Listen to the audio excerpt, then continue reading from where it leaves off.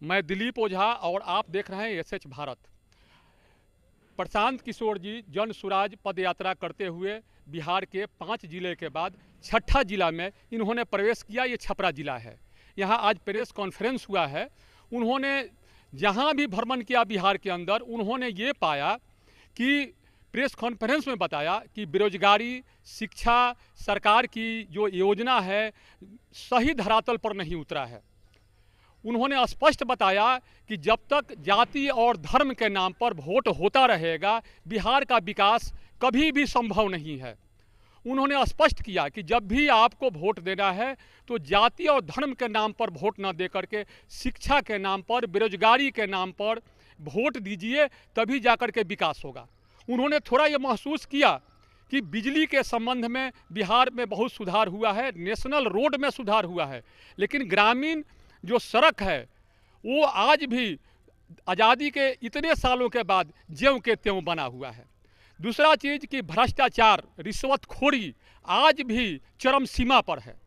उन्होंने स्पष्ट बताया कि जब तक इस सब में सुधार नहीं होगा तब तक बिहार का विकास संभव नहीं है। बाकी मैं खुद उन्हीं की जुबानी मैं आपको सुनाता हूँ। जनसुराज राजनीतिक दल नहीं है, जनसुराज कोई सामाजिक आंदोलन भी नहीं है। जनसुराज समाज की मदद से एक नई राजनीतिक व्यवस्था बनाने का प्रयास है। एक सोच है कि जिसमें हम लोग की समझ ये है कि बिहार में अगर राजनीतिक विकल्प, राजनीतिक दल बनना है तो दल समाज के लोगों को मिलकर बनाना चाहिए। तो बिहार किसी एक दल या एक नेता के रिजीम में पीछे नहीं गया है। 1965 के बाद से बिहार किसी न किसी विकास के मानक पर दूसरे राज्यों के मुकाबले पिछड़ रहा है और 1965 से लेकर अभी तक बिहार में कोई 27-28 अलग अलग लोग मुख्यमंत्री बने हैं। तो हर आदमी गलत है ये तो मान नहीं सकते, हर किसी ने प्रयास नहीं किया ये भी नहीं कह सकते हैं। इसीलिए मैं जो कह रहा हूं कि जिन नेताओं ने भी बिहार में, जो नेता भी सत्ता में रहे, जो दल भी सत्ता में रहा, उन्होंने जो किया या उन्होंने जो करने का दावा किया, दोनों को आप सही मान लीजिए और दोनों के लिए उनको धन्यवाद भी कह दीजिए। आप कह रहे हैं एक, मैं तो सब 25-26 सबको धन्यवाद दे रहा हूं, सबको साधुवाद कह रहा हूं, लेकिन अगर उन्होंने जो किया या करने का दावा कर रहे हैं, सब बात को आप सही मान भी लें तो भी आज सच्चाई तो यही है कि बिहार देश का सबसे गरीब, सबसे पिछड़ा, सबसे ज्यादा अशिक्षित, सबसे ज्यादा भुखमरी और बेरोजगारी वाला राज्य है। तो सामान्य ज्ञान रखने वाला कोई भी व्यक्ति आपको बताएगा कि जिन रास्तों पर हम 50 साल से चल रहे हैं उस रास्ते पर चलकर तो हम आगे विकास नहीं कर सकते, क्योंकि अगर होना होता तो पिछले 50 साल में हो गया होता। दूसरे राज्य जो हम लोग के बराबर के राज्य थे 1950-1960 के दशक में, वो तो बहुत आगे चले गए। तो कुछ तो ऐसा करना पड़ेगा जो पीछे से अलग है। और इसीलिए मैं फिर आपको बता रहा हूं कि नेताओं के सही या गलत का मतलब ही नहीं है। जब तक समाज में वो सुधार नहीं होगा, समाज में वो चेतना नहीं आएगी, तब तक आप बिहार को नहीं सुधार सकते। मैं रोज कहता हूं कि अगर आप, हम लोग जब पंचायतों में जाते हैं तो मैं रोज ये बता रहा हूं कि अगर आप 500 रुपया लेकर मुखिया के उम्मीदवार को वोट देंगे तो फिर वो और हल्ला मचाइएगा कि मुखिया बहुत चोरी कर रहा है, तो दोनों बात तो नहीं हो सकती है। अगर आप 500 रुपया लेकर वोट देंगे तो मुखिया आएगा तो चोरी करेगा ही करेगा।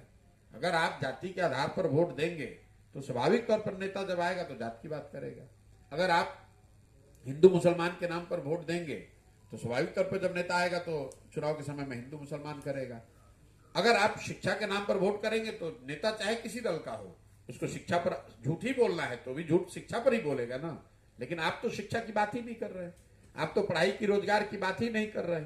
बिहार में शिक्षा, रोजगार, कृषि, उद्योग, इन बातों का सामाजिक राजनीतिक जीवन में की चर्चा में शामिल नहीं होना सबसे बड़ी समस्या है।